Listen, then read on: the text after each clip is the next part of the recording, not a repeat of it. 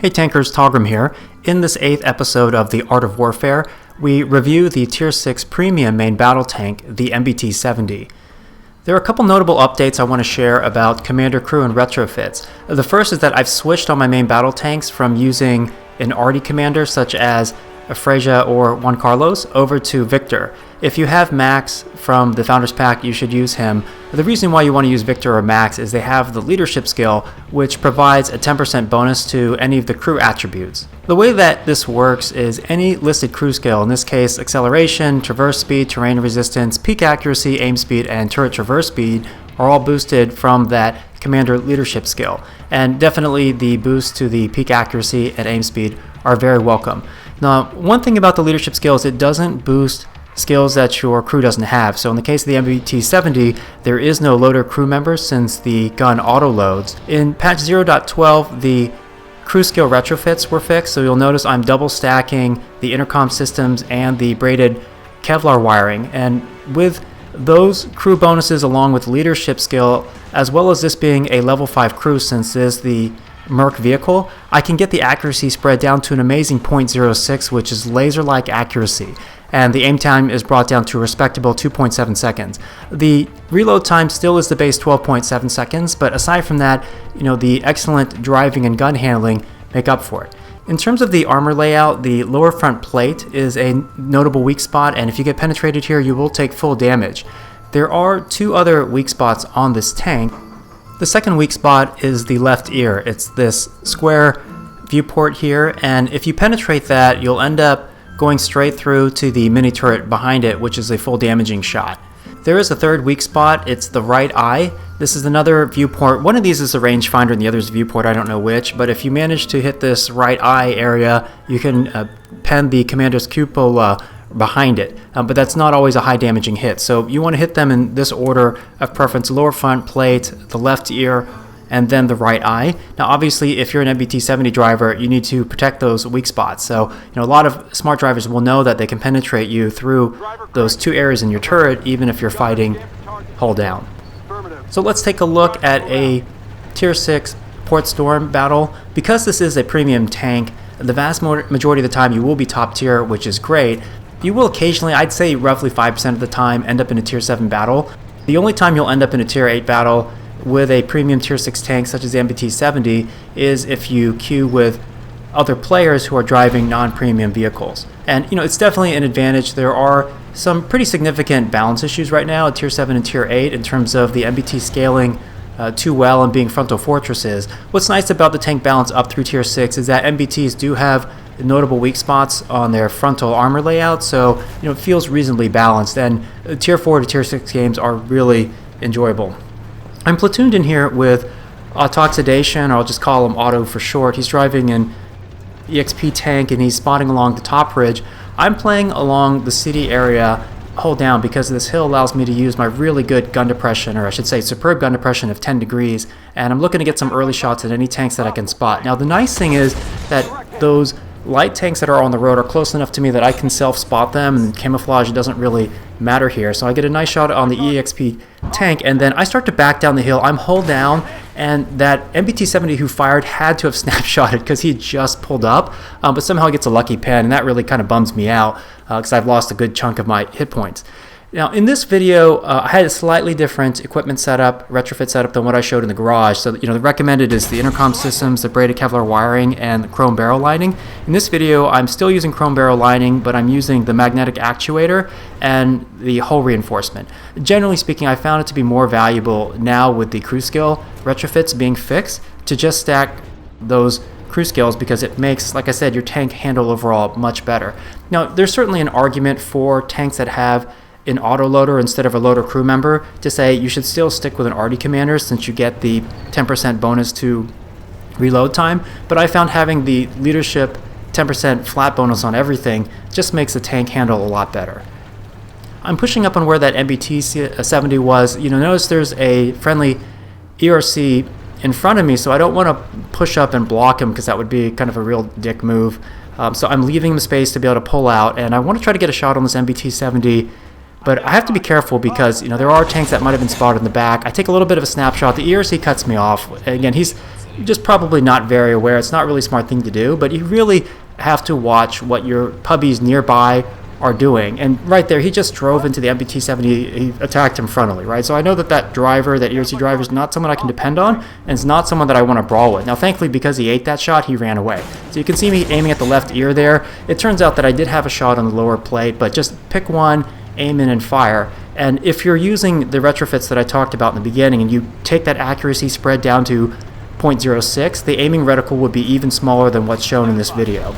It makes a dramatic improvement because the two main things about this particular tank that are its balancing factors are, one, it has very notable frontal weak spots, and then two, the gun handling is pretty poor, but you can help to offset some of that gun handling by stacking the crew skills. Now, granted, the gun handling would be even better on a tank that started off with better base features, but at least you can get them to perform pretty accurately. One thing's interesting, that you see that shot that just went into the building. I was aiming at a Soviet MBT in the back. There is sometimes you'll notice like it looks like a target is in your line of sight, but based on either the position of the gunner or commander and then your gun, what may happen is that there may be a building in the way, which is exactly what happened, though. Even though I had line of sight on the target, I couldn't hit it. And what I've been doing up here, peeking up over the ridge, is pretty risky. Once I get spotted, I got to stop doing that because, if there are targets in line of sight, they'll have easy shots on my side, and I already took one unfortunate snapshot hit, and it's really important to try to conserve your HP unless there's a really good reason to trade, and it's way too early for me to do that. So I'm going to pick another approach line. I'm going to come around the south side of this building here, and you can tell in the mini-map that they had a bunch of tanks around the E2 area and then around the F2. So, I've been spotted, but I'm careful to just hide out behind this ridge for a little bit. Notice there isn't any arties, so I don't have to worry about getting shelled out here in the open. And there is a series of ridges to the south of me, so those tanks that are kind of sniping in the back line along the I and J lines don't have a shot on me. So what I'm going to do is hook around here and check out this F2 area and see if they still have any tanks. I popped smoke as I crossed the gap there, kind of as a defensive measure to help prevent getting spotted. I did get spotted anyway, but there were a couple tanks down here. A chieftain that I snapshot, and that was definitely a bit of a lucky shot, but I figured I might as well just take it. And then there's an M2 Bradley nearby, and so the Bradley seems to be their furthermost tank here, and what I'm doing is I'm going to get him proximity spotted. You see the little eyes above him, and make it such that all of our tanks that are sniping behind me on the B and C and D lines from the 0 to 3 columns potentially might have a shot on the Bradley. Now, I wasn't counting on the Bradley to push up over the hill, because in order for the Bradley to try to shoot me in the butt like he just did, it means he has to come up on the ridge and expose himself. But now I realize, okay, I can't just ignore him. I was hoping that a friendly player would take him out, and Otto was also expecting the same thing. TeamSpeak he's telling me, but I realized I got to clear this M2 myself. And we've got a pretty good lead here, 96 lead.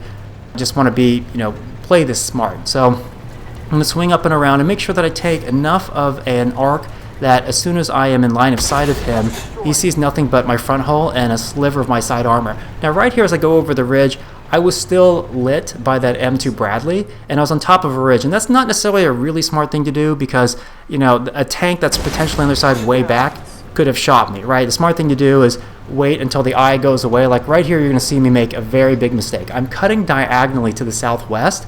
Now, the smarter thing for me to have done would have been to drive along the F lane and then cut straight south so I'm facing at them directly. But because I'm going at an angle toward the right, you can see me just get popped right there by purple polo player. He's driving an ERC, and that's some damage that I just shouldn't have taken, right? And in a close battle, like I'm now in 2-shot territory. It's really important not to drop to 1-shot territory, because then like a lucky snapshot or a bad trade on your part will result in you getting killed. And as I'm approaching here, I'm staying underneath the ridge lines. You'll see some of my teammates make this same mistake later in the battle where they're lit and they go up on top of a ridge. You really want to be careful about your approach lines.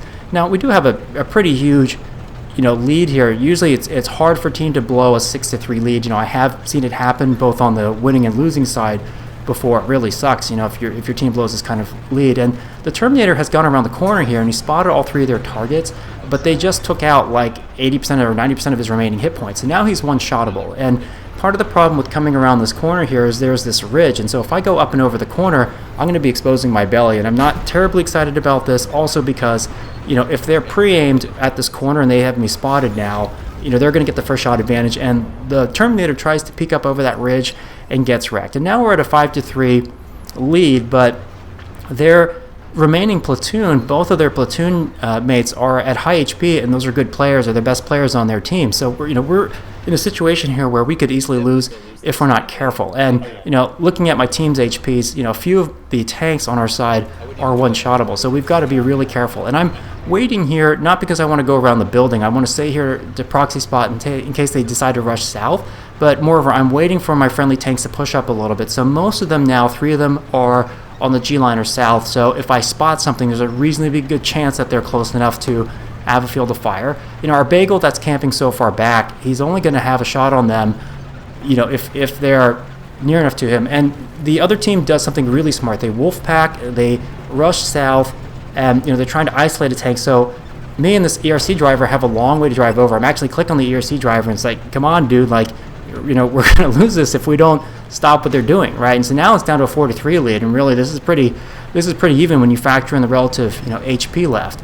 And the good thing about the MBT-70 is it is one of the most mobile main battle tanks, for its tier of any tier. It's a super fast tank, and again, the main balancing things behind it are the gun handling, the slow aim time, the very slow reload, and then the weak spots in the front. But it drives really well, especially when you stack the crew skills and then the leadership skill from the commander. And I'm trying to move up and bully these tanks, and to some degree, I would prefer that they shoot at me versus the other squishies on my team, right? So I'm going to come up here. I'm still looking for the ERC. All right, he's making a run back south. They're using, the 4-5 lines and all that hard cover behind, the various shipping crates and such to protect them. And, the thing I'm really worried about is that my other friendlies are going to get caught out, and eventually, we're going to lose our numbers advantage. When I come to the south here, I spot their bagel panzer, and then he pops smoke, and I just go ahead and snapshot the gap here. I don't know if he's still there. I did switch to heat, so if I'm in a situation where I'm facing very squishy tanks, I'll go ahead and use it, especially if I'm at a short or intermediate range. I do definitely prefer the overall reliability of AP. It has much faster shell velocity, so it's easier to hit targets that are on the move, and you're less likely to get a trollish pre-detonation on tracks or spaced armor and such. So the VBL was spotted, and he's behind us. This is a really smart play on his part. He's pressuring one of our ERCs who is now one-shottable, and so I've got to get that VBL to stop thinking about popping shots at the ERC. And the ERC that's up on the road, he's taking shots from the bagel panzer. I can see by the shot skipping around his feet, but I got to pressure this VBL, get him to focus on me and stop trying to kill our ERC, and then take him out. And that was a lucky snapshot that I took with heat, but now the advantage has swung back to our favor. We know where their remaining tanks are. They're down the southern part of the map, so I'm going to push down the south as quickly as possible, staying below these ridges for hard cover, but I want to get up ahead so that I can help spot for our 2 TDs. And they just took out another one of our players. I think it was the A3, and A3, what he should have done, he was south pretty far and isolated. He should have just stayed behind hard cover and not done anything, right? But he probably peeked out, tried to get a shot, and got wrecked by the bagel panzer. And this is one of these situations where you see people making mistakes and bad decisions all the time. Like, the thing is, like, they can't push up on him around a corner without him having the first shot advantage, or one of us from the back, like one of the ERCs, being able to provide overwatch cover. So, in a situation where you're one-shottable, you should just stay behind the hard cover unless you're sure that the other tank is not looking at you or is on reload.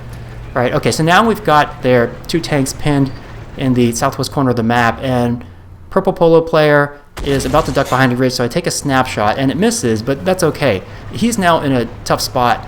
They both just hit one of our ERCs, but purple can't push forward without being exposed to fire from my ERCs, so I land a pretty heavy damaging shot. He's now one-shottable, and their bagel is in a position where he can't come around the corner and fire at me because I'm in this little ridge down here. Now, unfortunately, both of my friendly ERCs missed their kill shots, but I have a nice shot lined up here, and you see the beauty of the AP rounds, that super fast travel time, and I take down purple polo player.